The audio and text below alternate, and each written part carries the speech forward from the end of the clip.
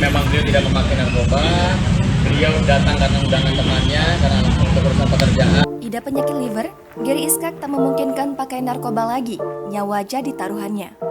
Aktor Gary Iskak sempat menjalani perawatan di rumah sakit karena menderita penyakit liver.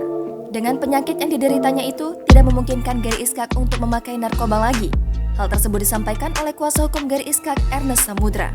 Ernest Samudra menerangkan bahwa penyakit tersebut akan semakin parah jika Gary menggunakan narkoba. Pasalnya, apabila dipaksakan, nyawa suami Richa Novisa itu jadi taruhannya. Gary Iskak juga menyampaikan hal senada. Ia menjelaskan penyakit liver yang dideritanya membuatnya harus mendapatkan penanganan khusus.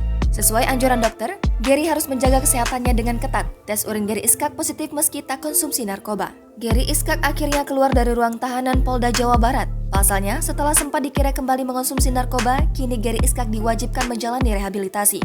Selain harus menjalani rehabilitasi, Gary Iskak juga dikenakan wajib lapor ke BNN Tangerang Selatan. Hal itu lantaran menurut Ernest Samudra, selaku kuasa hukum, Gary disebut tak ikut mengonsumsi narkoba jenis sabu saat penangkapan di Bandung pada 23 Mei lalu. Lantas, mengapa saat dilakukan tes urin, Gary Iskak justru dinyatakan positif mengonsumsi narkoba? Tapi pada waktu datang di sana, mereka sudah selesai memakai narkoba tersebut, sehingga asapnya masuk mekan, itulah yang akhirnya terhirup, sehingga hasil urinnya itu menjadi positif.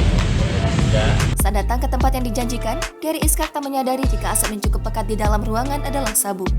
Tak lama kemudian, penyidik Polda Jawa Barat datang melakukan penggerbekan. Dari penggerbekan itu ditemukan sejumlah barang bukti, salah satunya sabu. Setelah dilakukan tes urin, Gary Iskak bersama 4 orang lainnya dinyatakan positif menggunakan narkoba.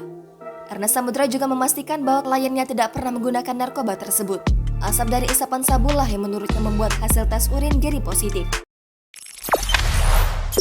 Jangan lupa subscribe, share, komen, dan like ya.